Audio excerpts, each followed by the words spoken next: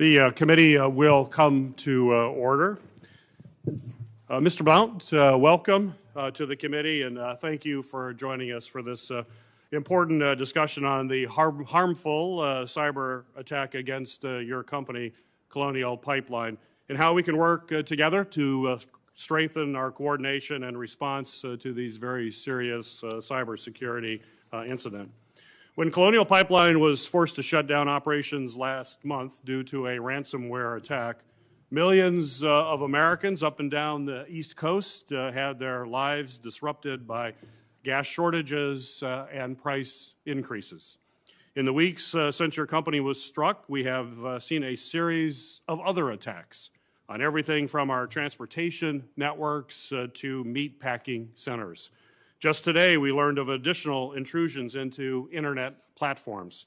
Those private sector strikes follow especially damaging attacks on our federal government, including the extensive SolarWinds hack earlier this year. While the objectives of these attacks differ, they all demonstrate that bad actors, whether criminal organizations or foreign governments, are always looking to exploit the weakest link, infiltrate networks, steal information, and disrupt American life.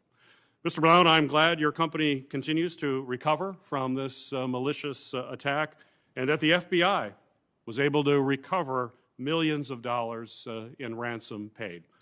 But I am alarmed that this breach ever occurred in the first place and that communities from Texas to New York suffered as a result.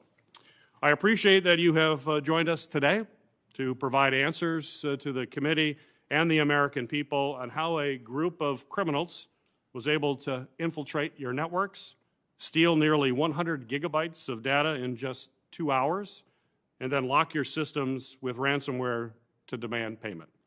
I'm also looking forward to hearing an update on your progress to recover from this serious breach. Private entities, especially those that are critical to our nation's infrastructure, are responsible for assessing their individual risk and investing in the technology to prevent breaches and to ensure that they can continue to provide service to customers who rely on them for basic necessities like fuel. At the same time, the federal government must develop a comprehensive, all-of-government approach to not only defend against cyber attacks, but punish foreign adversaries who continue to perpetrate them or harbor criminal organizations that target American systems. This approach requires bolstering our defenses and using the full might of our diplomatic, military, and intelligence capabilities. We must also ensure private entities like Colonial are providing the federal government with timely and relevant information in the event of a major incident. We need federal agencies charged with cybersecurity like the Department of Homeland Security and the Cybersecurity and Infrastructure Security Agency to understand the extent of these attacks and how best to support victims. Make no mistake, if we do not step up our cybersecurity readiness, the consequences will be severe. The ransomware attack on Colonial Pipeline affected millions of Americans. The next time an incident like this happens, unfortunately, it could be even worse. As chairman of this committee, I'm committed to prioritizing policies that will help secure our critical infrastructure networks, including in the proposed infrastructure package Congress is now negotiating. Protecting the American people from these sophisticated, harmful, and growing attacks will not be easy. We must learn from our past mistakes, find out what went wrong, and work together to tackle this enormous challenge. Inaction, however, is simply not an option. With that, I'll turn it over to Ranking Member Portman for your opening remarks. Thank you, Mr. Chairman. And Mr. Blount, thank you for being here today. We're going to get into some tough questioning, and unfortunately, what happened to your company is not an isolated incident. We've had some good bipartisan work over the years to improve cybersecurity on this committee with you, Senator Peters, with you, Senator Johnson, and others. And yet, let's face it, there's a lot more to do. And what happened with regard to Colonial Pipeline is one example. This is about ransomware attacks on critical infrastructure. And that's the topic of the hearing broadly today. This paralyzes a company by locking its computer systems, holding its data and operations hostage until ransom is paid. Interestingly, these ransoms are not just on the company itself typically. Increasingly, the hackers also pursue a two-pronged ransom approach where they download and threaten to release sensitive victim data. So individuals, say your customers, may also have been subject to ransomware. There seems to be a new ransomware attack every week. We're going to hear today again about Colonial Pipeline and some of the details there. But no entity, public or private, is safe from these attacks. Last week, we learned that ransomware shut down the world's largest meat processor, JBS, including 9 beef plants in the United States. Both the Colonial Pipeline attack and JBS attacks were attributed to a Russian criminal organization, by the way. Just this morning, news broke that a constituent outreach services platform that nearly 60 offices in the United States Congress, the House of Representatives, uses was hit with a ransomware attack. As I've said before, no one is safe from these attacks, including us. I hope that we'll cover 4 specific areas here today. One is we've got to understand that these attacks have real-world consequences. On May 7th, Colonial Pipeline learned they suffered a ransomware attack impacting their information technology or IT systems by this Russian-based criminal group called DarkSide. Recent news reports indicate that hackers accessed Colonial's system through a compromised password of a virtual private network account. This account did not use multi-factor authentication, which is a very basic cybersecurity best practice. We'll talk more about that, why they didn't. And this easily allowed the hackers to gain access. Colonial moved quickly to disconnect their operational system to prevent hackers from moving laterally and accessing those systems. That, of course, although an appropriate response to a cyber attack, made Colonial's critical pipelines unusable. And that was a huge problem. So real-world consequences. 45% of the East Coast fuel was coming from Colonial. With operations shut down, people across the East Coast bought fuel in a panic, unsure how long the shortage would last. A lot of service stations ran out of fuel altogether. So people couldn't get gas, couldn't get to work. And of course, prices skyrocketed. Again, real-world consequences. Second, I hope today we'll talk about how this shows the difficult decision ransomware victims face, should they pay the ransom or not. The U.S. government has a position on this. Both CISA at the Department of Homeland Security and the FBI strongly recommend organizations do not pay ransoms. Why? Because paying ransoms rewards ransomware hackers.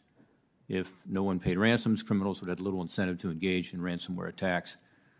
And even if an entity pays, there is no guarantee that the hackers will give them the decryption key or not strike again. And we'll talk more about that, too, in terms of this incident.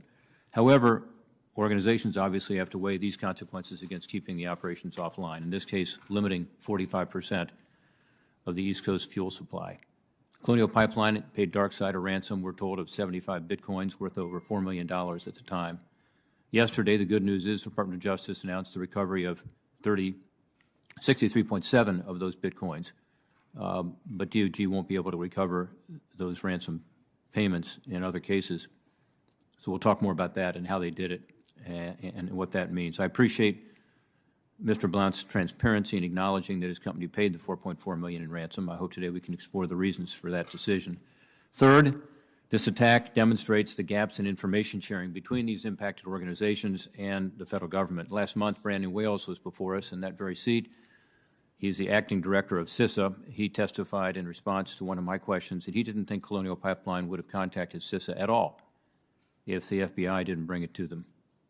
CISA's authorities allow the agency to engage on a voluntary basis when requested by an affected organization. And CISA has the federal government's best practices is how to deal with these cyber attacks, and it was set up at Department of Homeland Security for that purpose. Well, I think that CISA being able to engage is the right approach. They must have relevant information to be able to share it among other critical infrastructure owners and operators who may be similarly targeted. So we've got to get them that information. There's a gap now. Finally, we've got to recognize these ransomware attacks for what they are. It's a serious national security threat. Attacks against critical infrastructure are not just attacks on companies. They are attacks on our country itself. When DarkSide attacked Colonial Pipeline, it wasn't just the company that was affected. Americans across the East Coast felt the squeeze of fuel pumps when Colonial shut off nearly 50% of the fuel supply. The criminals conducting these attacks often operate with at least a tacit acceptance and approval of the foreign governments they operate out of. The U.S. government needs to take stronger steps to hold these countries, like Russia, accountable. At the upcoming summit, President Putin and President Biden, one would hope that this is going to be at the top of the agenda. Ransomware attacks will continue to plague U.S. companies and critical infrastructure. As the Committee of Jurisdiction over both cybersecurity and critical infrastructure security, we need to reevaluate how we defend against ransomware and identify solutions to mitigate the consequences of these attacks. Thank you, Mr. Chairman. Thank you, Senator Portman. Mr. Blount, it is the practice of the Homeland Security and Government Affairs Committee to swear in witnesses. So if you will stand and raise your right hand, please.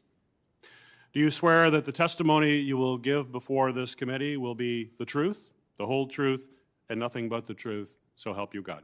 I do. Thank you. You may be seated.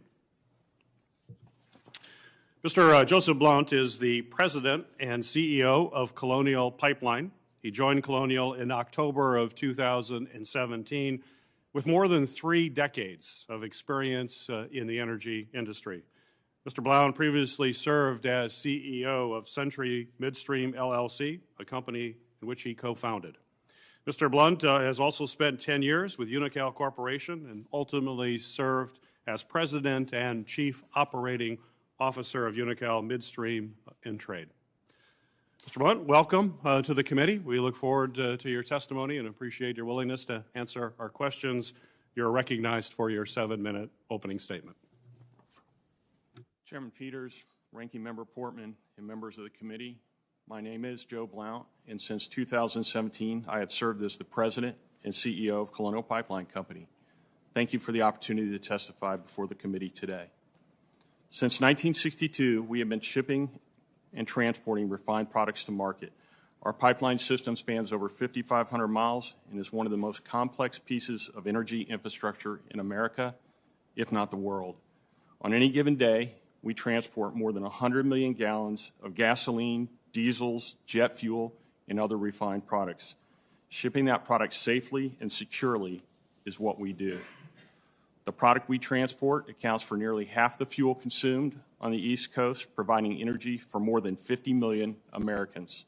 Americans rely on us to get fuel to the pump, but so do cities and local governments. We supply fuel for critical operations, such as airports, ambulances, and first responders. The safety and security of our pipeline system is something we take very seriously, and we always operate with the interests of our customers, shippers, and country first in mind. Just 1 month ago, we were the victims of a ransomware attack by a cyber criminal group, and that attack encrypted our IT systems. Although the investigation is still ongoing, and we believe the attacker exploited the legacy VPN profile that was not intended to be in use, DarkSide demanded a financial payment in exchange for a key to unlock the impacted systems. We had cyber defenses in place, but the unfortunate reality is that those defenses were compromised. The attack forced us to make difficult choices in real time that no company ever wants to face.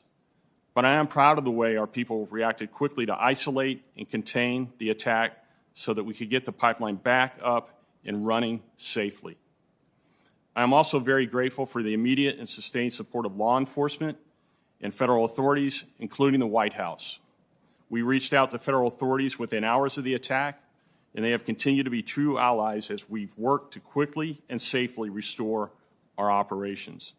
I especially want to thank the Department of Justice and the FBI for their leadership and the progress they announced earlier this week. I also want to express my gratitude to the employees of Colonial Pipeline and the American people for your actions and support as we responded to the attack and dealt with the disruption that it caused. We are deeply sorry for the impact that this attack had. But we are also heartened by the resilience of our country and of our company. Finally, I want to address 2 additional issues that I know are on your minds, and I'm going to address them the only way I know how, directly and honestly.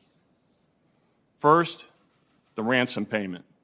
I made the decision to pay, and I made the decision to keep the information about the payment as confidential as possible. It was the hardest decision I've made in my 39 years in the energy industry, and I know how critical our pipeline is to the country, and I put the interests of the country first. I kept the information closely held because we were concerned about operational safety and security, and we wanted to stay focused on getting the pipeline back up and running. I believe with all my heart it was the right choice to make, but I want to respect those who see this issue differently. I also now state publicly that we quietly and quickly worked with the law enforcement in this matter from the start, which may have helped lead to the substantial recovery of funds announced by the DOJ this week. Second, we are further hardening our cyber defenses. We have rebuilt and restored our critical IT systems and are continuing to enhance our safeguards. But we are not where I want us to be. If our CIO needs resources, she will get them. We have also brought in several of the world's leading experts to help us fully understand what happened and how we can continue, in partnership with you, to add defenses and resiliency to our networks. I especially want to thank Mandiant, Dragos, and Black Hills on the consultant side, in the White House, and all the government agencies who assisted us both with the criminal investigation and with the restart of the pipeline. We are already working to implement the recent guidance and directives on cybersecurity. Our forensic work continues, and we will learn more in the months ahead. I appreciate your support and look forward to our discussion today.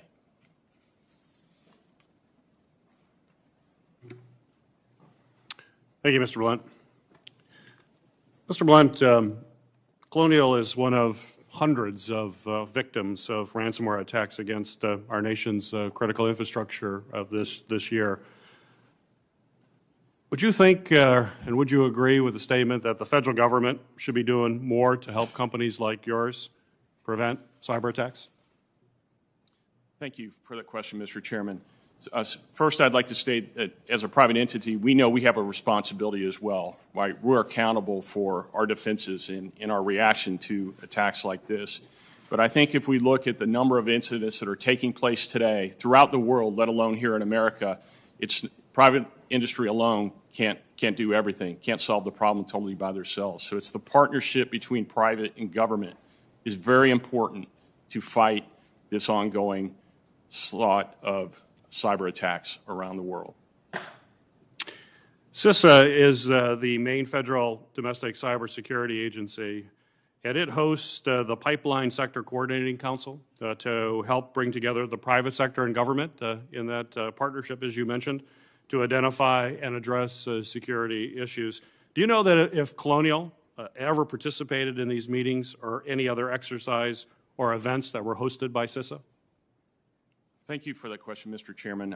I know that CISA is a good organization, and I know that we maintain a lot of communication and contact with CISA and have historically between our CIO and representatives from CISA.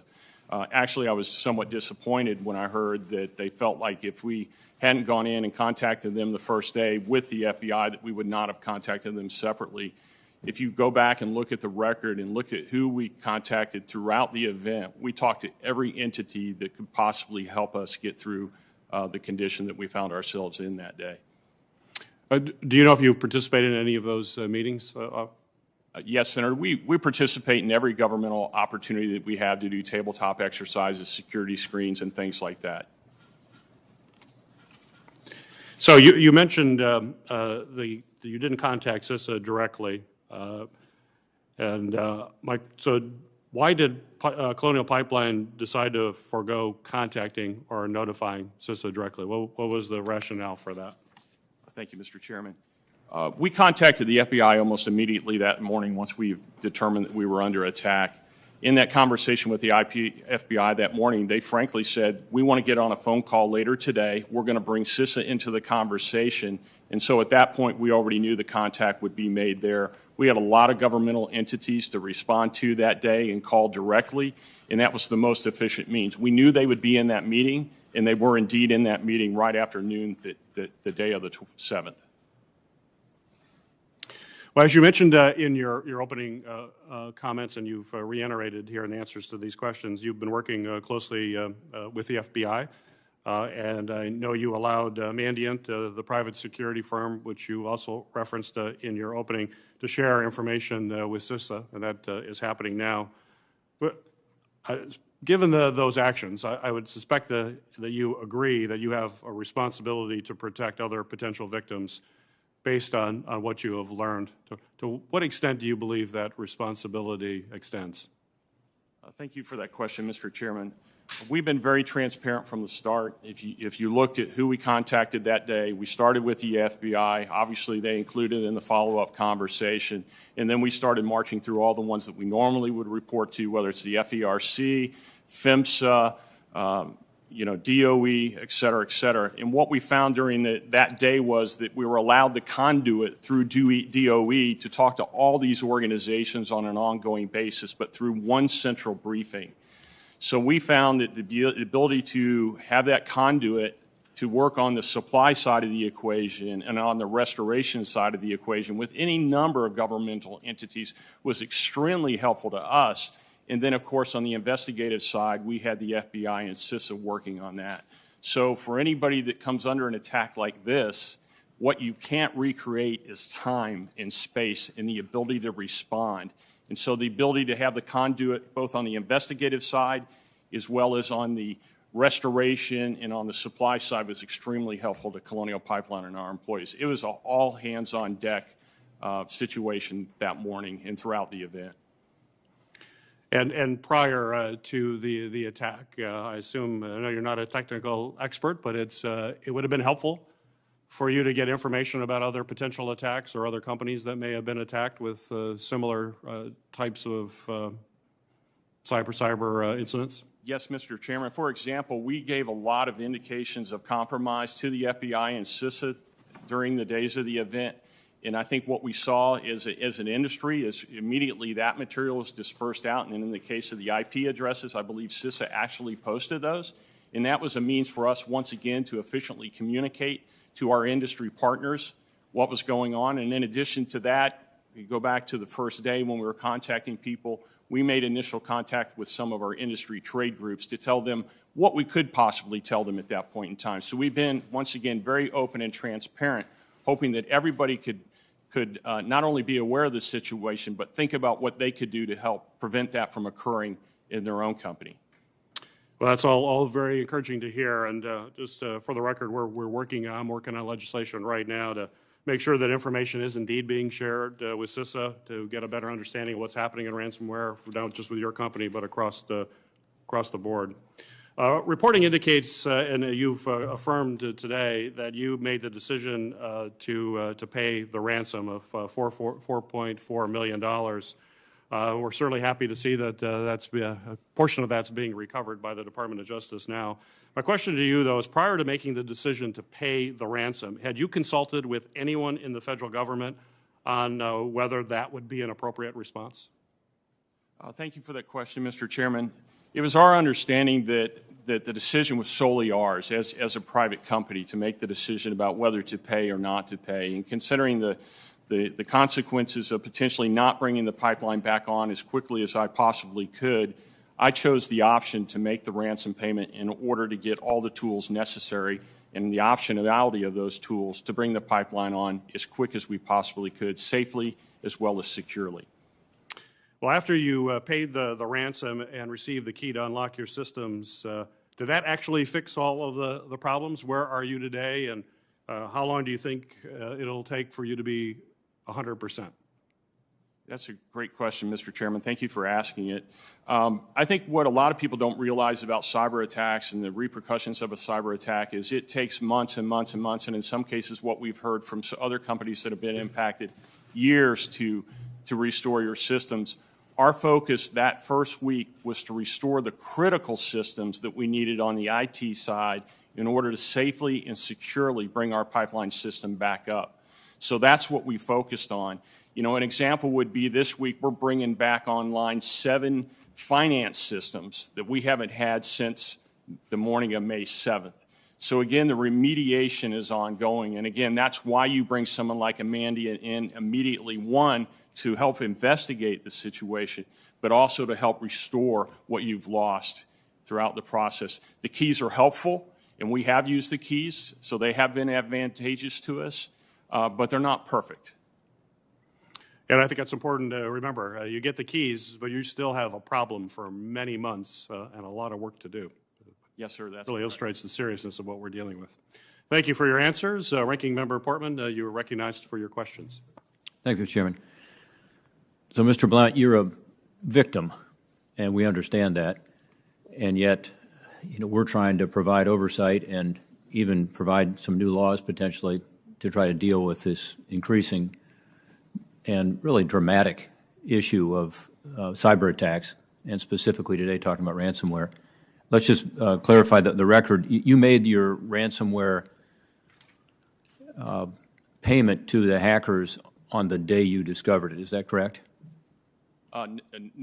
Ranking Member, thank you for that question. We did not. We made the decision that evening to negotiate with. So that was the evening of May 7th? Yes, sir. And so you didn't make the payment until when?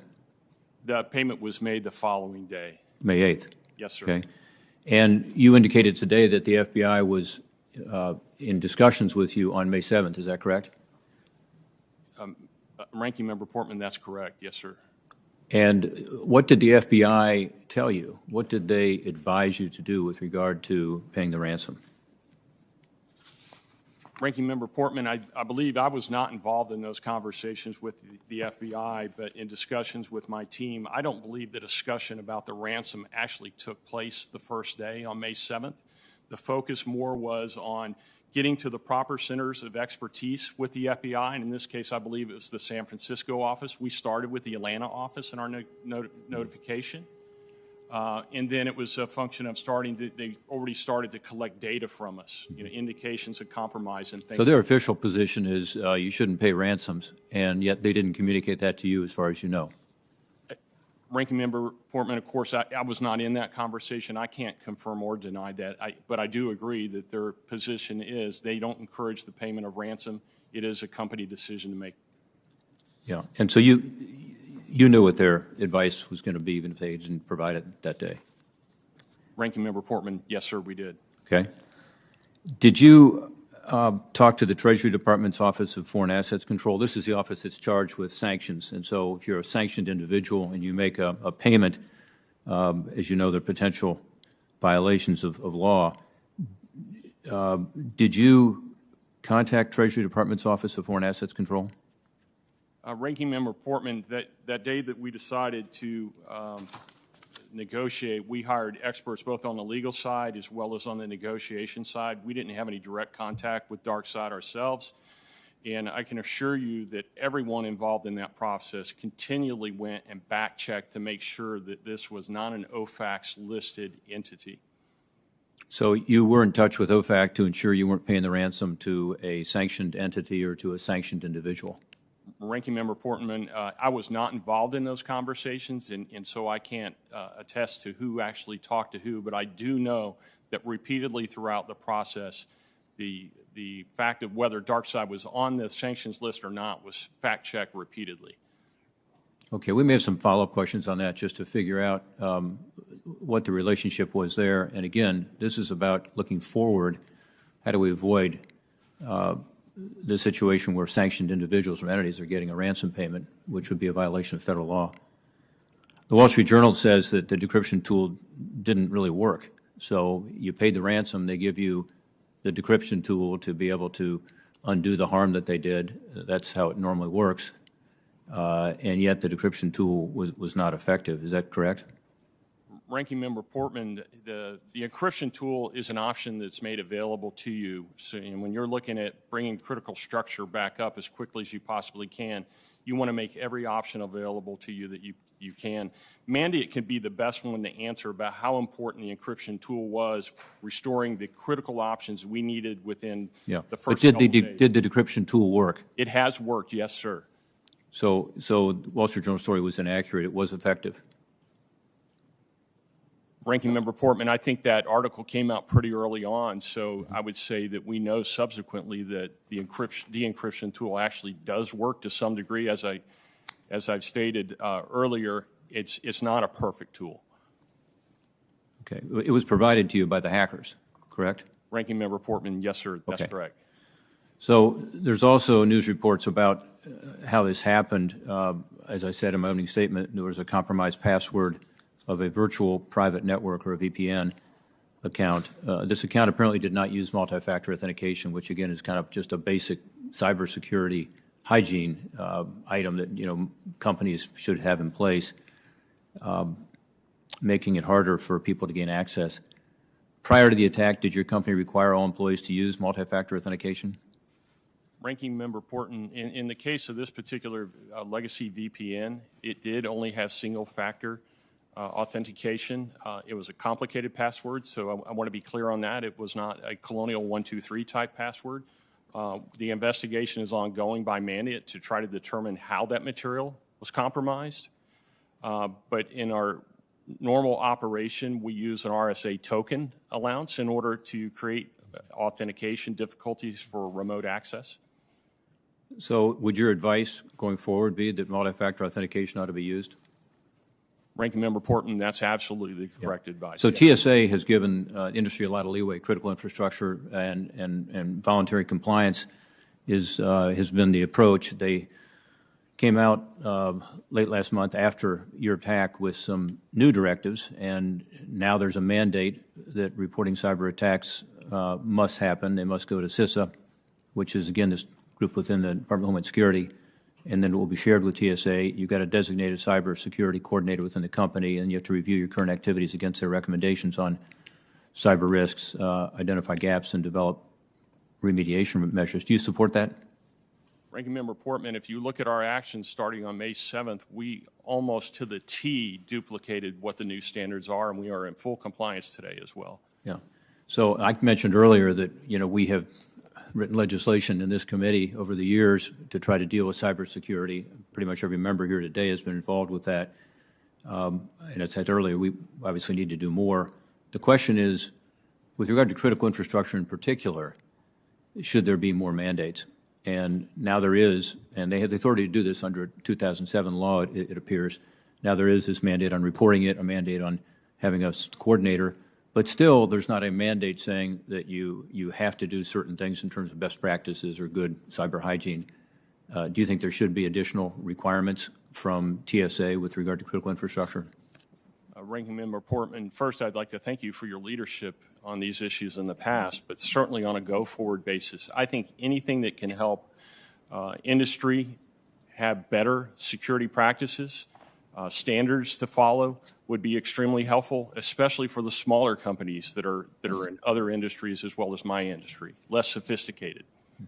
Thank you, Mr. Chairman. Thank you, Senator Portman. Senator Carper, you are recognized for your questions. Great. Thanks, Mr. Chairman. Mr. Blount, thank you very much for joining us.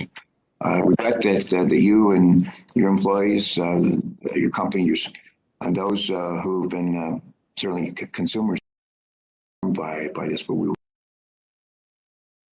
just we had to other parts and businesses, maybe give them 2 or 3 words of advice to help them with this sort of thing. What would you say?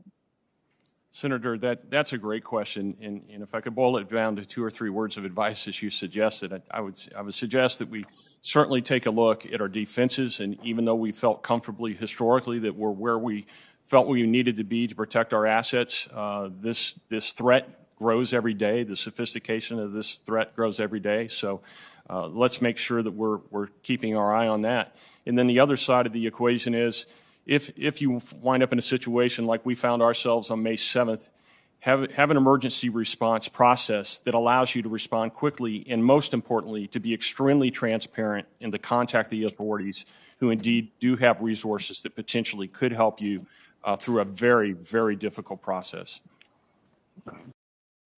Oh, Abraham Lincoln, what is the role of, he responded, government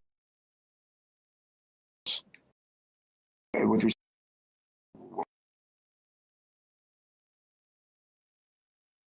spent a lot of time with respect to cybersecurity. Role the should be what Senator, thank you. I have a bit public. We can do things, assets and wise, but there are things to participate, and that's and where government comes into play. It's been regulated for over. Regulation is not, we think, to be healthy. So we support anything that helps further protect these critical assets that we all rely on daily. Well, you, I'm sure that are specifically transportation administration, a federal program for pipeline securities, but TSA, most going through airport security, but they do a lot of other things. So for the most part, do them, I think, very well. But the TSA works closely with the Department of Transportation's Pipeline and Hazardous Materials Safety Administration, as well as folks at the Department of Energy Regulatory Commission. That's just a handful of government agencies that are working to secure our nation's pipelines, and that type of coordination among agencies requires continued collaboration and communication. I've got a two-part question for you, if I could. First, how frequently are you or your counterparts or your team members, how frequently are you in contact with these government agencies I mentioned above? And secondly, how has interagency coordination among these agencies strengthened or weakened pipeline security? Thank you for that question, Senator. We're in contact quite often with all the agencies that you mentioned. Again, as I noted, we are a regulated entity, and we know it's important to communicate what's going on across our pipeline system and with our operations, with all our governmental partners. And then there's a lot of entities within the government that don't regulate us, like CISA, up to May 7th, that we also have had constant communications going on. So I know from my CIO's perspective, she does spend a lot of time with CISA. She does spend a lot of time with the TSA, talking about what's going on in the cyberspace and defenses and things like that. And I'll go back to May 7th, and what I saw as being most helpful for an operator that's been, subject to an attack is, again, that was critical for us to be able to have that one central conduit in the government. And in this case, it was DOE, who allowed us to communicate everything that was going on at the time through one central conduit, although all the parties that you mentioned were sitting at that table, virtually, of course, because of COVID, hearing material real time that could help them go about doing their job, or potentially could go about helping the market resolve the issue that we saw. So we saw a lot of permitting changes, allowing truck drivers to drive longer hours, allowing trucks to carry more fuel. That was the kind of coordination that we got through that central conduit that the White House gave us. And again, I'm not saying one entity over the other. I'm saying that the combination of all of them through that central conduit was extremely valuable to our response, extremely valuable to the American public to get as much fuel back into the system as we possibly could, and whether that's through deviations in regulations or things that allowed us to bring our pipeline on much sooner than perhaps would have been. Good. Maybe one other question. How quickly did your company reach out to the FBI? Senator, great question. We reached out to the FBI within hours. And what was the response? The response, Senator, was we want to get you back on a phone call. We're going to bring CISA into the conversation, and we're going to start going through it. And I think part of that was we called the Atlanta office, and in this particular case, they felt it was dark side, and the FBI has an office specifically dedicated. They call it a Center of Excellence for dark side. So they're dark side experts, which are California-based. So again, as early as we called in the morning, I mean, I know the FBI probably responds regardless of the hour of the day. It was pretty early in California when we made our call to the Atlanta office, but great response on the part of the FBI. Good. How about the response from CISA? That would be my last question. How about the response to CISA? Senator, of course, I wasn't involved in those conversations, but what I saw as a result of CISA being involved in those conversations was the ability to take some of the forensic evidence that the FBI was comfortable seeing released to the public, wind up in CISA notifications that would then help light companies and certainly a lot of pipeline companies take a look at like IPS addresses and things like that we had shared during that phone call and get that out in memo form to other operators. So great sharing of information on the part of CISA. Good. Thanks very much for joining us. Good luck. Thank you, sir. Thank you, Senator Carper. Senator Johnson, you're recognized for your questions. Thank you, Mr. Chairman. I want to start out by, again, emphasizing and pointing out that you were the victim of a crime. You're not the bad guy here, and I appreciate my colleagues. I pretty well acknowledge that as well, and I think that's been reflected in their line of questioning. I want to, because a lot of people can do Monday morning quarterbacking, and it's easy for federal agencies to say, no, don't pay ransoms because it just encourages more. But I just kind of want you to, for the record, lay out how much worse could have it been had you not made that very difficult decision to kind of bite the bullet so that you could get your pipelines back up and operational. Senator, first, thank you for your kind words, and thank you for your question as well. That's an unknown we probably don't want to know, and it may be an unknown that we don't want to play out in a public forum. But if you start to look at the fact that it took us from Friday all the way to Wednesday afternoon the following, and we already started to see pandemonium going on in the markets, people doing unsafe things like filling garbage bags full of gasoline, or people fist fighting in line at the fuel pump. The concern would be what would happen if it had stretched on beyond that amount of time, right? What would happen at the airports where we supply a lot of jet fuel, let alone what might happen to the gas pump? My concern the first day was more to the first responders and the ambulances and the things that we count on in emergencies beyond our own current emergency. That was my concern that first day. So again, our focus and our team's focus, regardless of what type of threat we see, is to identify the threat, contain the threat, remediate, and restore. And that goes beyond just, an incident like that. That's about anything that we see as unsafe. And that's why the call that morning by that head controller, supervisor of the control room to shut the pipeline down was so critical. Okay. Again, I think that's an appropriate response, and I'll leave it to people's imagination, but I want people thinking about that as well. Yes, sir. Cyber attacks are an ongoing problem. There's no easy solution. As you say in your testimony, the criminals are on the offense, and they have a huge advantage. And it doesn't take much in terms of vulnerability. No matter how strong your IT systems are, your cybersecurity systems are, they're vulnerabilities, and they get exploited. And these guys are becoming more and more susceptible to this.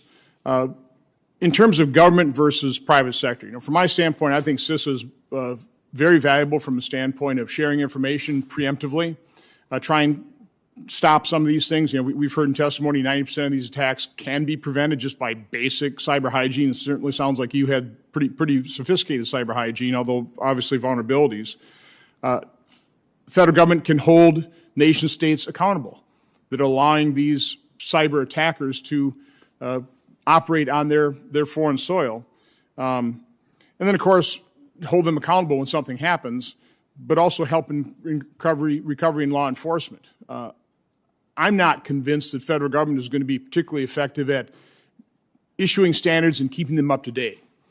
So I really look at the private sector being far more nimble at that. One of the processes I've proposed is using a private sector model like an ISO certification. I imagine you go through something like that. I did. You have 6-month surveillance audits. You tie that to insurance system as well, where your rates are based on how good you achieve the standards. I mean, that's a system that will be as nimble as the private sector can be, is up to date, be able to employ the absolute best cybersecurity experts, which is one of the problems with the government. I'm not, again, it's just a problem. You know, government can't pay to retain the absolute best talent across the board. I just kind of want your thoughts on that type of framework, public versus private. Senator, thank you. And I think those are all very good thoughts. I think, again, we have an obligation as private entity to make sure that our systems are as capable as they possibly can be. And we have a responsibility to continue to look at those systems because, as we all know, the threat continues to evolve. The sophistication of the players continues to evolve. Their ability to compromise systems continually evolves. And I think in combination with the government, together combined, we have a much better ability as Americans to thwart the threat of cyber attacks. And I think that, again, we both have a responsibility. You shared the concept of private industry can't do things to foreign governments, can't put pressure on foreign governments. That's extremely important here if we look at where these criminals are housed, right? That something needs to be done there. So again, I think that private-public partnership is very valuable, but we certainly know we have responsibilities and accountability as well. Again, I'm concerned about the government's, capability of establishing the standards, then, again, penalizing businesses for being victims of crime if you don't meet their probably in many cases out-of-date standards. So I would proceed down that line with caution. Just real quick, were you a member of an ISAC, an Information Sharing and Analysis Center for your industry? Senator, I don't actually know the answer to that. If I can get back to you on that. Okay, I'd appreciate that. And the final question I have is, in our briefing and news reports, it wasn't just the shutdown, the ransomware, but it was, prior to them shutting you down, they extracted all kinds of data that apparently they tend to reveal or not reveal. Can you just describe that, if possible? Because intrigued is maybe the wrong word, but I thought that was quite interesting. And do you have any assurances? Did you get that data back? Was that part of the ransom deal that won't be disclosed? And can you kind of tell us what kind of data they're talking about? Why that'd even be valuable for them or hurtful for that to be disclosed? Senator, very, very good question, very important question. As part of the ransomware note, they tell you that they've encrypted information, that they've exfiltrated information. So we knew that they had exfiltrated information. We work very closely with the FBI on that, and the FBI is probably the best entity to respond to that since they're still, investigating the situation and, getting closer apparently to, at least we hope, to the perpetrators themselves. But would that be personal information from your employees that would be valuable, or just trade secrets? You're a public company, so the financial information is available. I'm just kind of wondering what threat that represents to your entity or to your employees. Senator, what we know about that material right now is it was exfiltrated off the share drive, so it contains a lot of different type of material. The good news is it was retrieved very quickly. It was brought back in. And again, I think the FBI can talk a little bit more about that than I feel comfortable right now because of their investigation. Okay. But again, the fact that it was retrieved very quickly is helpful. We don't fully understand everything that's in it because of where it's been held since it was retrieved. But we have people obviously involved in the combined process who have been looking very closely at that data. Okay, listen, I appreciate you coming in here and being so as forthright as you've become. So thank you. Thank you, Senator. Thank you, Senator Johnson. Senator Hassan, you are recognized for your questions. Well, thank you, Chair Peters, and thank you, Ranking Member Portman, for this hearing today. And thank you, Mr. Blunt, for being willing to come before the committee today. Cybersecurity is a collaborative effort, to be sure, and we need to work together to strengthen public and private cyber defenses. Mr. Blount, I was glad to see that U.S. authorities were able to deprive hackers of millions of dollars in expected ransom. However, I want to better understand your decision to pay the ransom, and I understand it was a difficult decision. As you've already discussed, the FBI and other federal agencies strongly discourage paying ransom because it incentivizes more people to become cyber criminals and to develop better ransomware tools. When you decided to pay the ransom, did you know how much of your network was affected at the time? Thank you for that question, and good morning again. Good morning. No, we did not. And I think that's what a lot of people don't understand in these incidents, these attacks. It takes you days basically to see into your system that's been Right. corrupted as to what you have, what's been potentially been exfiltrated. In the case of Colonial, we had really good backups, is what I've been told by Mandiant. But it still took them days to get through those backups. So when we look at our response time and ability to bring the system back up, it was fairly good in reality. My concern was you don't have that view at all for days, and when you have a critical asset like this, Right. you've got to focus on what is the best opportunity of options you have in front of you to take avail of. And in that case, it was to get the encryption tool and to get our information back. Okay, so I wanted to follow up. You mentioned the federal agencies that you reached out to, but what, if any, outside of those agencies, non-federal entities, did you consult with? Were there private firms that you consulted with? Yes, Senator, great question. Obviously, we talked to Mandiant. Yeah. We talked to Mandiant about that. We talked to our legal resources that have been involved in any number of cyber cases in the U.S. over the last couple of years, people that have had real-time experience with these criminals, as well as the specific science of cyber attacks and compromise. So yes, a lot of conversation went into that decision that I made. Sure. To negotiate. Okay, and did you have a cybersecurity response plan in place prior to the attack? And if so, did it include any guidance about paying a ransom? Senator, great question. What we have as a pipeline operator, and it would be not unique necessarily to us at Colonial, is we have an emergency response process. Right. And again, I've said earlier this morning, see the threat, contain the threat, remediate the threat, and restore. So in this case, you use the same process, but you use a different set of experts. So in this case, we reached out immediately to FBI because it was criminal. Right. We immediately reached out to legal resources that have dealt with this. We immediately reached out to Mandiant. Right, but my question is, in your planning, did you have a plan for cybersecurity response that included guidance about ransomware? Senator, specifically, no discussion about ransom and action to ransom. And did your team do tabletop drills, for instance, to go through an actual simulated cyber attack before this happened? Senator, yes, we do participate in those with various groups, as well as do them on our own at Colonial. Okay. Some private sector companies can focus strictly on economics and perform traditional cost-benefit analyses without having to consider national security concerns. However, owners and operators of critical infrastructure, and I appreciate your comments this morning acknowledging that Colonial oversees critical infrastructure, that carries a heightened obligation and duty to be capable of delivering goods and services to citizens all, in this case, up and down the East Coast. Mr. Blount, Colonial Pipeline surely performed some number of cost-benefit analyses regarding the operation of its pipeline to determine how much to spend on pipeline hardware, personnel, and even cybersecurity. Did any of your analyses incorporate any public responsibility factors, such as the impact of a potential cyber attack on consumers or on the U.S. economy? Senator, that's a great question.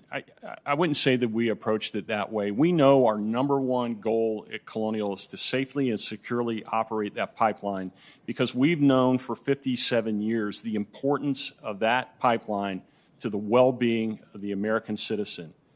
So that's always been our focus. Our investment, whether it's in pipeline integrity, right, or whether it's in cyberware and IT, is all derived around keeping safe and protecting the asset because of what its main benefit is to the United States. Okay, I understand that and I appreciate that answer, but, you know, as you've had conversations with other senators this morning, you've mentioned that you didn't have two-step authentication in place. You've mentioned a legacy VPN, which in my understanding means it was a pretty old VPN. So I don't think it's acceptable to understand the critical nature of your product, but then not really have the preparation and the system in place to protect it as if it's critical infrastructure. You really do have an obligation to U.S. communities that you serve and to consumers and to our national security. So I am concerned that it doesn't seem to have been a formal factor in your analysis of how much to strengthen your systems. Senator, we take cybersecurity very seriously. I did reference earlier that the VPN was a legacy VPN. Yep. We could not see, and it did not show up in any pen testing. That's unfortunate. But again, the safety and security of the system is highly critical. We've never had our board deny us any funds associated with safety and security, whether it's on the IT side or the physical side of the pipe. If my CIO wants funds, she gets them. Okay. I would just, and this is an issue that I think we're seeing across the board on cyber, we need to start imagining what can happen and respond accordingly as opposed to always be looking at what the last problem was, right? And really investing. And for critical infrastructure, I think it's absolutely important that we have standards that really make sure that companies are investing in the kind of infrastructure they need. I have another question. I am running out of time, so I'll submit it for the record, but I really would like to get your thoughts about what kind of information, public-private information sharing needs to happen, between and among whom and at what level, because I think that's another important piece to this whole issue. Thank you very much for being here this morning. Thank you, Mr. Chair. Thank you, Senator Hassan, for your questions. The chair recognizes Senator Langford for your questions. Thank you, Mr. Chairman. Mr. Blunt, thanks for being here. There is no CEO in America that wants to be sitting in the same chair you're sitting in right now. To be able to go through all this, you're a month past a major attack. Obviously, there's a lot of work that you're going through. Can I back up for Colonial? When is the last time the Colonial, that pipeline was down and not providing fuel to the East Coast? Senator, that's a great question. That pipeline has never been down completely, with the exception of, and I learned that just this week, over the couple hours of Y2K, and we can all appreciate going back in time that we were all concerned about the clock back then. So, periodically from time to time, we'll have a portion of the system down during a hurricane event or something like that, but never the entire system at one time, and never for that, obviously, that duration of time. I think we as Americans get so used to going to the gas pump and filling up with refined products. Every one of us has landed at Charlotte Airport, and Jet A has been added to our plane as we change planes there. We get so used to that, we lose track of some of these things. So I want to ask a couple of things here. You had to do a physical inspection and a cyber inspection of this pipeline, or just going through the digital portion of it? It also has to do some physical inspection as well. Yeah, great question. So, in the early hours of May 7th, we didn't know exactly what we had. We had the ransomware. But again, we're always concerned about the security of the pipeline. And you may have read in the press, it's a factual statement, we drove over 29,000 miles of the pipeline. And again, remember, it's only a 5,500-mile pipeline. So we had constant ground surveillance. In addition, we also fly the pipeline. It's a PHMSA regulation that we fly the pipeline. We fly in excess of that regulation on a normal basis. And on top of that, even double up our efforts during this point in time. Again, we didn't know that it was just a cyber attack. We had to make sure that it wasn't potentially an attack on our physical structure as well. So that was completed. There were no other physical damage that you could identify. That is correct, Senator. We didn't see anything. We did keep an eye, obviously, on the pipeline, just so you're aware.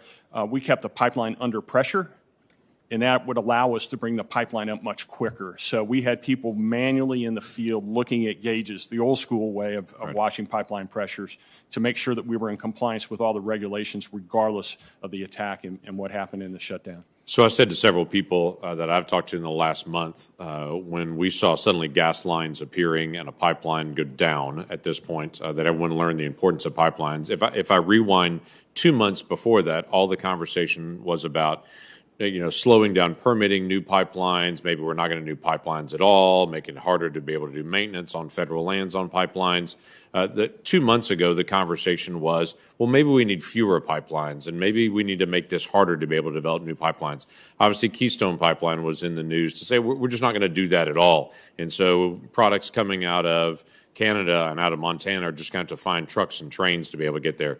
I'm not going to ask you this same question because that's not going to be fair to you, but I've told a lot of folks what we watched happen with a sudden shutdown of a pipeline is a ghost of Christmas future for the entire country if we don't continue to maintain our pipelines, increase capacity of pipelines, if we don't continue to expand and have a duplication of pipelines in spots to be able to make sure we have redundancy for this. Pipelines are essential to America, and the 2.5 million miles of pipelines that we have scattered around the country, we lose track of how incredibly important they are. So I'm grateful that your company's had such a good reputation. This is terrible to be a victim of a ransomware attack. And there's something that you have that every CEO in America would like to hear, and that is, what are the lessons learned on cyber issues that you've already identified? Obviously, your team's taken on. The number one's already come out looking for legacy entries into your system that don't have two-factor authentication on it. What else has been identified that you need to be able to take on to pass on to others?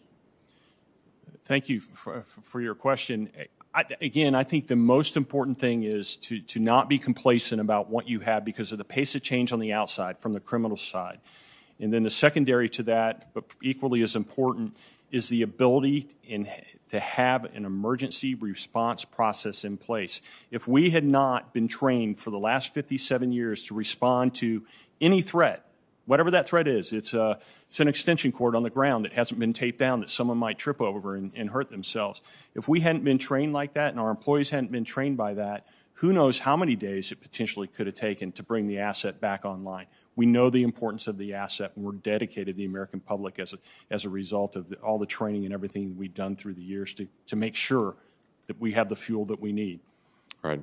Backing up systems, clearing unused accounts, guarding data in other ways. Are there other things that you would mention to say these are lessons that are going to be important for the future? That obviously there was a gap, a single area of single vulnerability. Other lessons you would mention? Yeah, thank you, Senator. I think from a proactive standpoint, you've seen now where we brought Mandiant in to investigate as well as to restore and start to harden our systems. But we've talked a lot about standards in this room today. And so we've also brought Dragos in and Black Hills in, and people may ask, why is that overkill? And I would say, I don't think so, because what we want to make sure is we get the best out of each one of those experts. They all have a specific skill. Dragos very good at OT systems, right? We want to make sure that we have the best hardening and the best segmentation we can possibly have on our OT side. So I think, again, it's that investment in resources to get the best in class, because, again, even the best in class is still susceptible. And we've heard that from each one of those experts. Right. So if this is not ransomware attack, this is actually somebody that's getting into the system. Have you been able to determine going through it whether they would be able to get to your operating system to be able to change pressure, to be able to change volume, to be able to change flow through the structure they actually came through? Senator, that's a great question. Obviously, that factored in largely to my decision and the employee's decision to shut the pipeline down that day.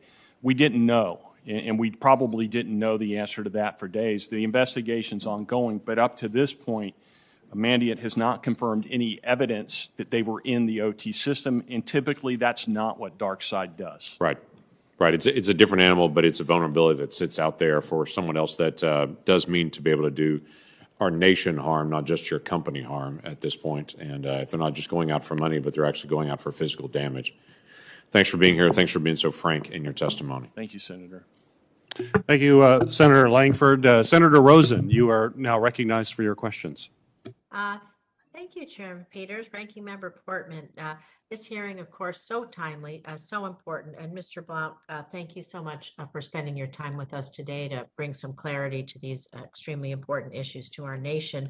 Because, you know, it's a challenge for business owners across a variety of industries to commit the resources necessary and critical to preventing and combating cyber threats.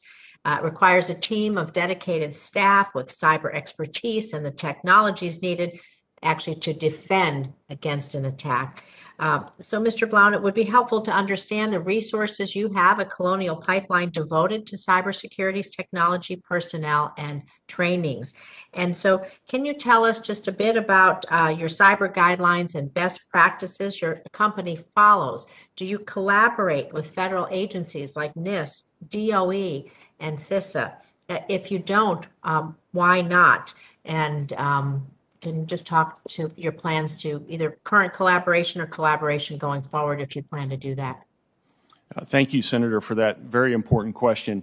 We're a highly collaborative organization. We're a highly transparent organization. We spend a lot of time in Washington, at least up until COVID, and now we spend a lot of time on the phone and in Zoom calls with all our regulators, as well as other entities like CISA, like the DOE, and other people that we feel accountable to for what we do for the nation. So again, very communicative, very present in Washington with all the federal agencies that we have access to, and we certainly appreciate all the collaboration that we're able to do with them. From a Colonial perspective, we have over 100 people dedicated to IT. Our CIO, when she asks for funds related to anything associated with cyber, she gets it. Our board is highly supportive of anything that protects the pipeline and protects our data, so we've never had any issue from the standpoint of getting the funding that we need in order to protect the asset and to protect our information and to protect the American public. Thank you. I want to kind of build on this a little bit, because according to recent news reports, you have discussed scheduling a voluntary cybersecurity review with TSA. A lot of people have touched on this, but that review never took place. And so how often does your company conduct internal cybersecurity reviews or self-assessments? You do this on a regular schedule. And what do you do with the results?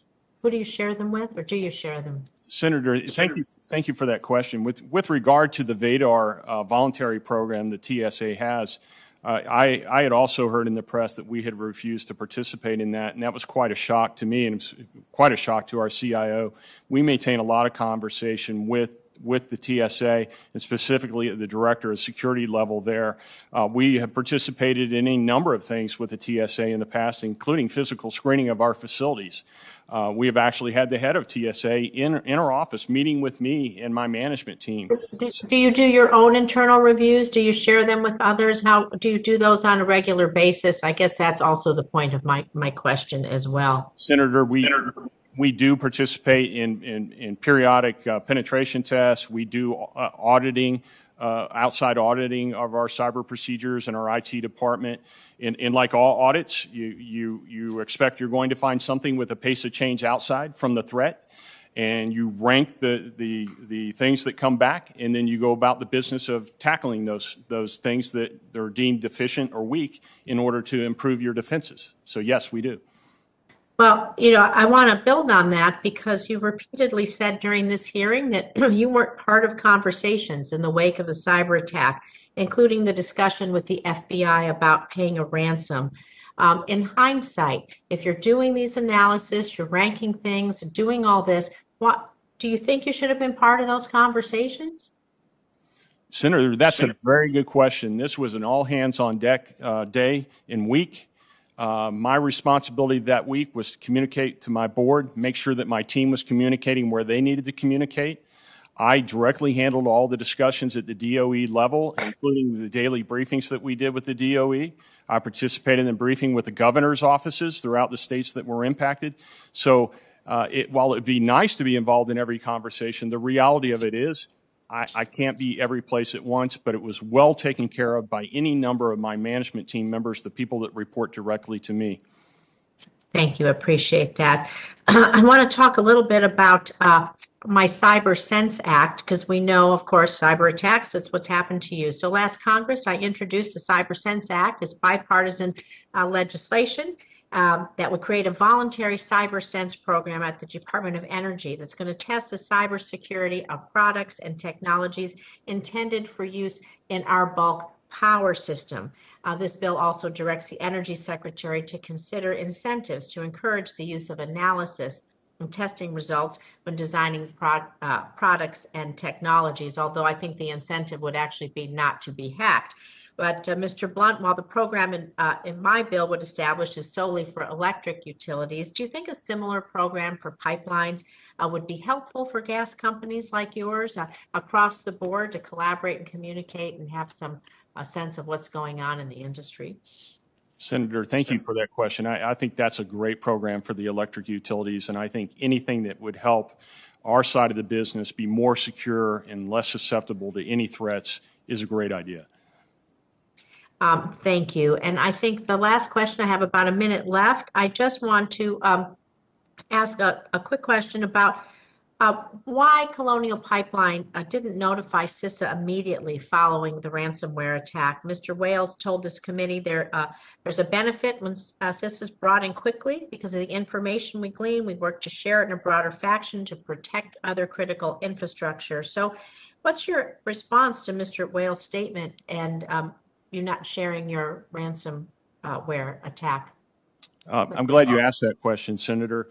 One of the first phone calls we made that morning within hours of noticing the compromise was to the FBI office.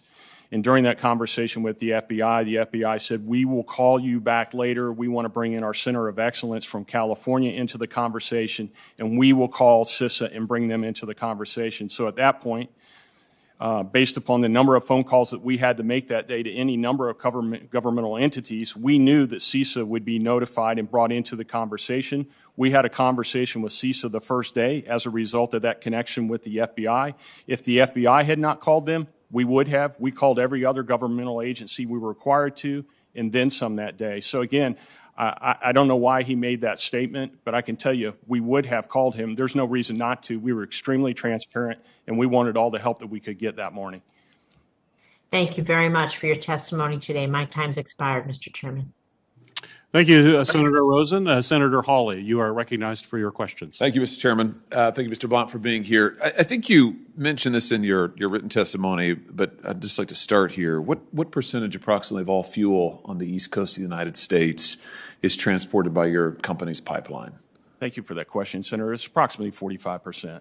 And how many gallons of fuel does your company's pipeline transport on a daily basis?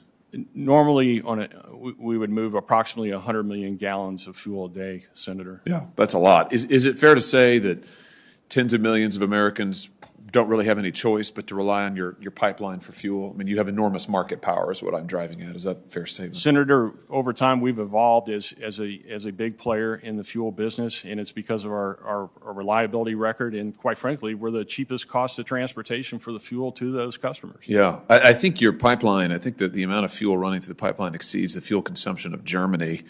And if I'm not mistaken, the closure of your pipeline facilitated nearly or led to nearly 16,000 gas stations without fuel across the country, which is huge. I mean, you're huge, and consumers really rely on you, is my point. I'm curious as to, given your market power, given the reliance of consumers, given the sheer number of consumers you serve, why didn't you take up the Transportation Security Administration's offer to do a comprehensive cybersecurity review of the pipeline? Senator, thank you for asking that question. We indeed were in contact with them about setting that up. Obviously, COVID got in the way in the early days of that. We were getting ready to move at the end of the year into a new facility. So I think the conversation was that we want to do it. The VADAR program is a good program, but we will schedule that later on. We do have that scheduled at the end of July. So it was a COVID issue, basically, or it was a moving issue? You're moving to a new headquarters. I'm looking at the Washington Post article here that reports that the TSA had tried to schedule a voluntary in-depth cybersecurity review, but that Colonial just couldn't get it done. I mean, do you regret not doing that in retrospect?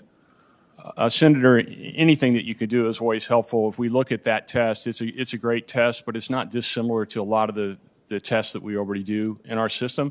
Again, we have a good working relationship with TSA.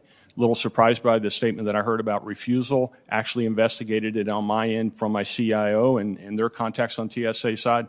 No one really understood why the word refuse was used. So just let me understand your last statement. Are you saying you think that the TSA review would have been redundant, not particularly helpful? You said it's duplicative of things you do on your own end internally. Senator, I think in this case it probably would not have resulted in finding that legacy VPN. Again, they don't actually go into the system. It's a questionnaire format type thing. I'm not saying it wouldn't be valuable. Mm-hmm. It very much could be. I think each one of these tests are slightly different. So if there's just that one little piece that can make the difference in seeing something, that's helpful. Again, never any issue with us actually getting to the point of doing that. It was a timing issue on it. I got you. Who owns Colonial Pipeline? Colonial Pipeline is owned by several entities. Including a division of Shell, Midstream, actually, Casa du Quebec, KKR, mm-hmm. IFM, and Koch Industries. Mm-hmm. Got it. I'm asking that because it's been reported that over the last decade, Colonial has distributed, I'm looking at the article here from Bloomberg, Colonial has distributed almost all of your profits, sometimes more actually, in the form of dividends to your investors. In 2018, for instance, Colonial Pipeline paid $670 million to its owners, which actually exceeded your net income for that year. I mean, that's a pretty good return. What do you invest in cybersecurity every year? It's a great question, Senator. We invest over $200 million over the last 5 years in our IT systems. And that's cybersecurity? How about on an annual basis for cybersecurity? $670 million distributed in dividends in 2018 alone. Give me a sense of, you're operating not unlike a public utility, right? I mean, we covered the fact you serve 45-50% of customers on the East Coast. You transport 100 million gallons a day. You shut down. The attack on you led to 16,000 gas stations being shut down. So just give me a sense of, given the importance of your company, the size of it, the reliance, what are you doing in terms of your investment for cybersecurity? I know you're paying your investors well. Yeah, Senator, great question. Our dividend policy is not much different than any other midstream company. So I want to state that first. Our owners have never denied us any opportunity to spend what we need to spend in order to keep the pipeline safe and secure. Which is about what a year? Take the average, over $200 million in the last 5 years. Okay, I tell you what. Over $1.5 billion in system integrity every 5 years. Got it. I tell you, we'll give you this as a question for the record so that we can get the actual, I know you don't have the number right in front of you, but we'll give you the question for the record and you can give us the exact number on an annual basis. I think that would be interesting to know. You talk about federal regulations in your testimony, and you said Congress should consider designating an official point of contact at a federal agency to better facilitate communication. It's an interesting idea. What rules do you think Congress ought to consider requiring of you and your company? I mean, so that's about, your suggestions about what the federal government should do of itself, but given, again, your status, given the reliance on you, what do you think Congress ought to require of your company and companies like it going forward? Senator, great question. I think what Congress should require is that we have a focus on safety and security of this critical asset, and I think we've demonstrated that over the last 57 years of responsible ownership and operations. Let me ask you a little bit about the attack in the IT system. So I understand that the attack occurred or was first detected only in the IT network, not in the OT network. Is that right? Do I have that correct? Senator, that's correct. Okay. That's what the investigation shows up to this point. Got it. Okay. So to your knowledge, the OT network, the operational technology network, would not have been compromised by the attack if you hadn't have shut down. You shut that down as a safe precaution, security measure. Senator, if there was 1% chance that OT system was compromised, it was worth shutting the pipeline system down. Got it. I'm just trying to establish that, to your knowledge, at this time, you think it was concentrated in the IT system. Senator, based upon the investigation by me to this point, that would be a correct statement. Yeah. Okay. So here, this leads me to ask this. I mean, the pipeline is 7 years old, right? Roughly. There was a time, I assume, and you correct me if I'm wrong, but there's a time, I assume, where you operated the pipeline without today's computer systems. What I'm driving towards here is, do you have the capability to manually operate the pipeline in the future, in the event of an IT attack like this one? And if you don't have that capability, should you, do you think, going forward? Senator, that's a great question. We actually did operate small portions of the pipeline manually in order to alleviate some of the fuel shortage. And the discussion took place with the operations team about the ability to do that system-wide. And the response to that was it would be quicker to get back up on our feet by correcting the corruption of the critical IT systems that we needed in order to get the pipeline system up than to operate it manually. But I think on a go-forward basis, there's no question that we will look at that capability. And it's a really interesting question because if you look at the aging workforce now, a lot of those people that did operate Colonial Pipeline and other infrastructure in America historically manually, they're retiring or they're gone. Fortunately, we still have that last bit of that generation, which allowed us to do what we did during this particular event. It's a great question. Yeah, very good. Thank you for being here. Thank you, Mr. Chairman. Thank you, Senator Hawley. Senator Ossoff, you are recognized for your questions. Thank you, Mr. Chairman. Thank you as well to Ranking Member Portman. Mr. Blount, thank you for being here today. Thank you for your candid testimony. I want to express my appreciation to your team based in Georgia for their diligent efforts to restore service swiftly and offer you the opportunity before the committee now to state any lessons learned as well as reflections on potential improvements to federal policy that we haven't had a chance yet to explore on the record. And I also want to thank you for your team's continual updates of my team as you sought to restore service, as you've investigated the nature of the threat, and for the conversation that you and I have had about the matter as well. But lessons learned, recommendations for Congress. Good morning, Senator. Good morning. Thank you. Thank you for your kind words, too. Yeah, I think there are several really important lessons learned. I think, the most important lesson learned is to respond immediately, right?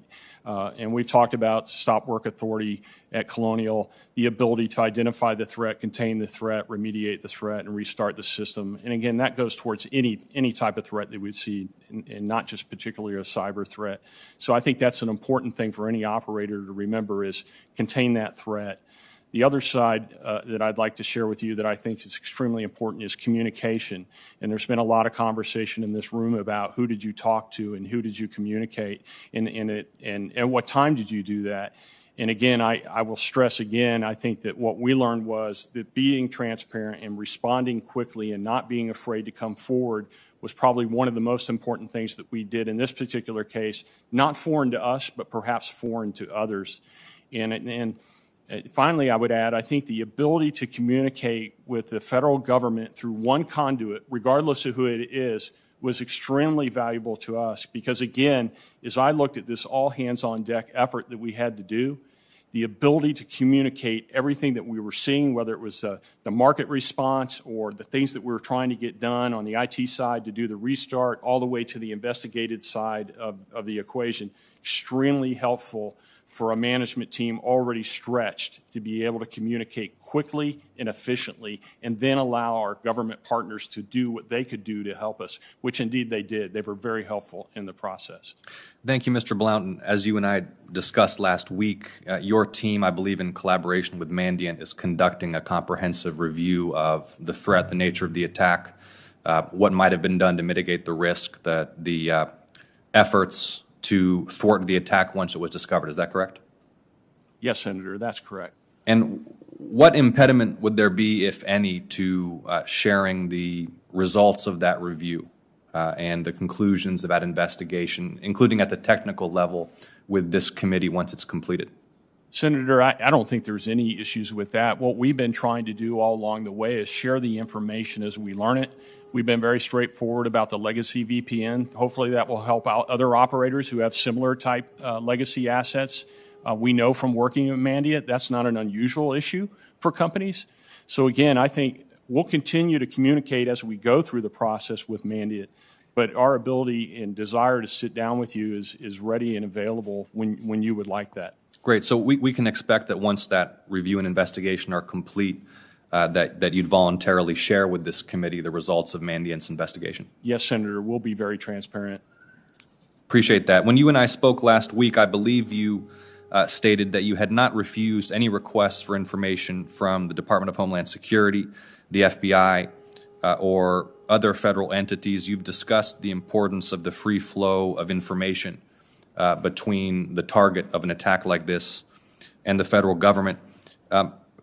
Having now had the experience of your company being subjected to an attack such as this and the communication that you had to engage in swiftly with federal entities, what do you think can be done to improve and make more efficient and direct the flow of information between the victim of a cyber attack and federal law enforcement, federal cybersecurity authorities? And I want to drill down a little bit on the following. You and I also discussed last week that the criminal enforcement side of the investigation and the cybersecurity side of the investigation overlap but are also distinct. Have you found any difference in the quality of the federal response, the nature of your communication with federal authorities between the criminal prosecutorial investigation and the cybersecurity investigation? Senator, from my perspective, I would say the answer is no. And again, as we discussed, we had FBI, CISA, and of course Mandiant helping in the process, right? And we told Mandiant from the very beginning, if the FBI had questions or CISA had questions, please share information with them. And then, of course, as structured by the White House, we had the ability to communicate with everybody else on the restoration side and on the supply concern side through the DOE. And again, that worked wonderfully for us. Again, our time was stretched during the day when we were trying to respond to the situation and get things remediated so that we can bring the pipeline back up. So from my perspective as the CEO, to sit down at least at 5 o'clock every day, and sometimes more often phone calls would come, but at least have the ability to communicate the restoration side, what we were doing to restore the IT systems, share market intelligence, because we have a unique perspective as Colonial as well. That was very helpful. So regardless of who that conduit is, the ability to communicate on the investigative side with all those parties at once, and on the restoration and the market side, extremely valuable to us. As you can imagine, there's a lot going on as you head towards bringing an asset like this back up, and you've got a lot of people that want to know a lot of things, and you don't have all the answers yet. But what I found is by having them all in the same room, the expert on this one particular area would say they wouldn't know that yet, and that would alleviate a lot of concern that the less knowledgeable person might have, even though they were very strong in what their particular discipline or science was. Thank you, Mr. Blount. And finally, circling back to the ongoing Mandiant investigation, can you commit that the product that you share with this committee of that investigation will be the same product that you and your executive team and your board review, and that it won't be a different set of conclusions that are produced for the consumption of Congress, but it'll be the same assessment that you receive? Senators, as I stated previously, we will be very transparent. I think the one thing that we need to be careful about as a nation is how do we share that information? Obviously, it would be very difficult in a public forum like this, because a lot of what we'll share about our strengthening and a hardening of our systems will be critical to keeping those strong and defensive against attacks. But yes, we need to talk and figure out what's the best way to talk about what happened, as well as what best practice on a go-forward basis is for an operator like ours that operates such sensitive infrastructure. So recognizing that some of those conclusions, information, and plans may be sensitive and confidential, nevertheless, the appropriate forum for those confidences being provided will be able to exchange that information freely and review in full the Mandiant report? Senator would gladly cooperate with you. Thank you, Mr. Blount, and I yield back, Mr. Chairman. Thank you, Senator Ossoff. Well, Mr. Blount, I would like to thank you for joining us here this morning on this incredibly important matter. You know, we are clearly experiencing relentless and unprecedented assaults against both our private and public sector information systems, and we're getting those assaults by both criminal organizations as well as foreign adversaries, and this is a grave national security concern. And certainly from the questions that were posed today by all of my colleagues, I think it's clear that my colleagues believe this is something that we need to address immediately and in a comprehensive fashion. It's clear to me that the cyber attack against Colonial highlights the need for increased cooperation and coordination between both the federal government and our critical infrastructure partners. We must ensure that the American people are capable of not only defending our critical infrastructure partners from attack, but also maintaining a secure information system environment to prevent those cyber attacks from occurring in the first place. The infrastructure that American lives depend on is increasingly connected to each other, and connected to the internet. This brings a whole new meaning to the phrase, you're only as strong as your weakest link. And these weak links can be hacked accounts, inadequate passwords, or unknown vulnerabilities to the system. More must be done in this space, and I'm committed to certainly focusing my attention. I think every member on this committee agrees that this committee will focus our collective attention and resources on dealing with this problem. Cyber attacks used to be merely an inconvenience. We now know that they're becoming attacks on our very way of life. Once again, thank you for appearing here today. I look forward to your continued engagement on this important issue. The record for this hearing will remain open for 15 days until June 23rd at 5 p.m. for submission of statements and questions for the record. And with that, this hearing is now adjourned.